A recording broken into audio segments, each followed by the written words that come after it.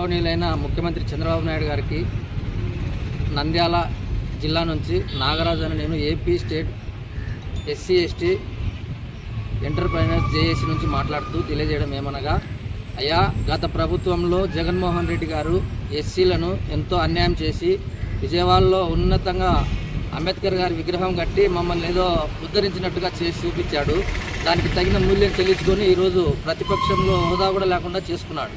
దానికి అంతటి కారణం ఎస్సీ ఎస్టీలు బలంగా తెలుగుదేశానికి ఓట్లు వేయడమే. కాబట్టి మీరు దయచేసి తెలుసుకోండి. మీరు ఎలక్షన్ కంటే ముందు మేనిఫెస్టో కమిటీ నుంచి కూడా కొంతమందికి మెసేజ్లు వస్తే నేనే స్వయాన, అయ్యా, మాకు ఇట్లా అన్యాయం చేశాడు జగన్మోహన్ రెడ్డి గారు, మీరు ఎస్సీ ఎస్టీలను ఆదుకోండి ప్రభుత్వం వచ్చిన వెంటనే అని చెప్పి మేనిఫెస్టో కమిటీకి నేను కూడా రెఫర్ చేయడం జరిగింది. దాని ద్వారా ధన్యవాదాలు. మీరు చెప్పిన దాన్ని ఖచ్చితంగా మేము మేనిఫెస్టో కమిటీకి చెప్తాము, చంద్రబాబు గారి దృష్టికి తీసుకెళ్తామని చెప్పారు. అయినా సంవత్సరంన్నర గడుస్తుంది, మీరు వేస్తున్నారు సబ్సిడీలు అని చెప్పి ఎదురు చూస్తూ ఉన్నాము. మేము సాధారణంగా ఏదో కూలి పని చేసుకొని బతికే వాళ్ళము, డ్రైవర్లుగా చేసుకొని బతికే వాళ్ళము. పైసా కూడబెట్టుకొని మేము పెట్టుకున్న డబ్బులను ఈ పాలసీకి ఆకర్షితులమై మేము ఈ సబ్సిడీలు వస్తే మేము మా కుటుంబాలు కొంత అభివృద్ధి చెందుతాయనే ఆశతో మేము పెట్టుకున్న డబ్బులు సరిపోక అప్పులు తెచ్చుకొని ఇల్లు తాకట్లు పెట్టుకొని భార్యల పుస్తగొలుసులు కూడా కుదువ పెట్టుకొని బండ్లు నడిపించుకునే పరిస్థితిలో ఉన్నాము. అప్పటికి కూడా మాకు ఎన్పీలు అయ్యే స్టేజ్లో ఉన్నాము. దయచేసి మీరు ఇచ్చిన ఈ సబ్సిడీలు 20%, 30%, 40% మాకు ఎందుకు సరిపోవు. కాబట్టి మీరు మా బాధను, పరిస్థితులను అర్థం చేసుకొని 100% సబ్సిడీ రిలీజ్ చేయవలసిందిగా కోరుచున్నాము.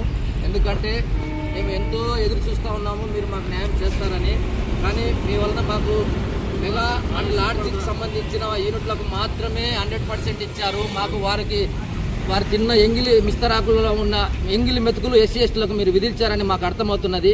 మీకు ఎస్సీ ఎస్టీల పైన ప్రేమ లేకపోతే ఈ పాలసీని రద్దు చేయండి. మేమందరం దీనికి ఆకర్షితులం కాము.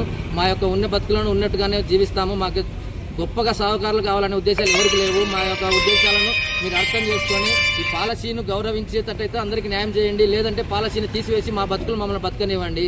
చంద్రబాబు గారు, పవన్ కళ్యాణ్ గారు, లోకేష్ గారు మీరంతా దృష్టి ఉంచి ఈ విషయంలో మాకు న్యాయం చేయకపోతే వచ్చేసారి ఎలక్షన్లో ఎస్సీల యొక్క దెబ్బ మీకు కూడా జగన్మోహన్ రెడ్డి లాగా పడుతుందని మీరు జ్ఞాపకం చేసుకొని ఇది నెరవేర్చాలని, న్యాయం చేయాలని కోరుకుంటున్నాను. జై చంద్రబాబు, జై తెలుగుదేశం.